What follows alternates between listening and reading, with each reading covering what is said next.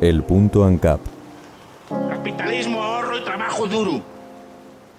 Tras una intervención quirúrgica, la captura de Nicolás Maduro por parte de Estados Unidos sigue dando que hablar. La caída del dictador ha generado todo tipo de posiciones en torno al debate, y no solo por su apresamiento, sino por cómo ha caído y quién lo ha hecho caer. Por un lado, la izquierda y su conveniencia narrativa. Los que hasta hace 2 semanas defendían el régimen venezolano, hoy claman por la intervención estadounidense. Lo que antes era una huida hacia adelante en torno a la soberanía del pueblo venezolano, sus elecciones libres y que las cosas poco a poco iban mejorando en Venezuela, es ahora una concatenación de llantos, gritos y pañuelos contra el imperio yanqui. Y lo peor es que muchos no han dudado en soltar soflamas xenófobas contra los venezolanos que no se alineaban con el discurso de la izquierda en España. Vendidos, fachas latinoamericanos y demás lindezas que vienen a demostrar que para esta gente los derechos humanos y las víctimas solo pueden serlo si se recita el relato al completo. No solo ha quedado retratada la izquierda, ¿no? Muchos liberales han aplaudido la intervención, porque claro, si es Estados Unidos el que interviene, se habla de libertad. Y lo mismo muchos libertarios. Se rechaza toda forma de imposición estatal, pero si es un Estado afín el que tumba a otro, se puede celebrar, claro. El principio de no agresión y el Estado como forma de violencia institucionalizada pueden quedar en un segundo plano porque la no intervención solo vale hasta que convenga intervenir.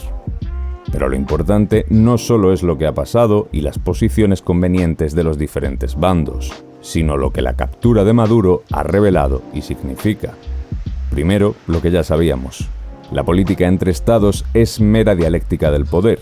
El derecho internacional y organismos como la ONU son meras entelequias que se usan a voluntad, pues como ya expuso Rothbard, los estados son gigantescos monopolios de la violencia, y entre ellos se rigen por la ley del más fuerte. Los estados poderosos hacen lo que quieren porque pueden y los pequeños se adaptan, se arrodillan o caen a voluntad de los primeros. Segundo, que más allá del tongo de las últimas elecciones venezolanas, no importa a quién ponga el pueblo en el poder. Si quien accede a él no gusta al imperio de turno, tarde o temprano se depondrá a quien haga falta y se colocará a cualquier actor político afín a lo que el imperio de turno necesite. Asimismo, no nos resulta extraño que sean los Estados Unidos y el bloque occidental quienes defienden y accionan este tipo de intervenciones. Pero si por el contrario fuera Omán quien decidiera mañana que el gobierno portugués no entra dentro de sus intereses y pusiera buques armados en las costas portuguesas, las reacciones serían diametralmente opuestas. Tercero, las consecuencias impredecibles que actos como este pueden suponer. Ya lo vimos en Libia con Gaddafi y la posterior escalada armamentística por todo el norte de África. Porque cuando se interviene desde el exterior, más allá de cualquier justificación legítima o no, siempre aparecen consecuencias inesperadas que cambian por completo el tablero de juego. Y por último, ¿qué están diciendo las democracias liberales al mundo con todo esto? ¿Acaso se pretende conquistar a todo país que no encaje en nuestra definición de democracia? Y de ser así, ¿es que los venezolanos merecen ser liberados más de lo que lo merecen los norcoreanos? El futuro de Venezuela se encuentra ahora en manos de los intereses yanquis. El petróleo, evidentemente, forma parte de la ecuación, pero también el alineamiento geopolítico. Porque al igual que ya ocurre a menor escala, no puede haber un gobierno limitado, pues todos tienden a expandirse y a dominar sobre otros.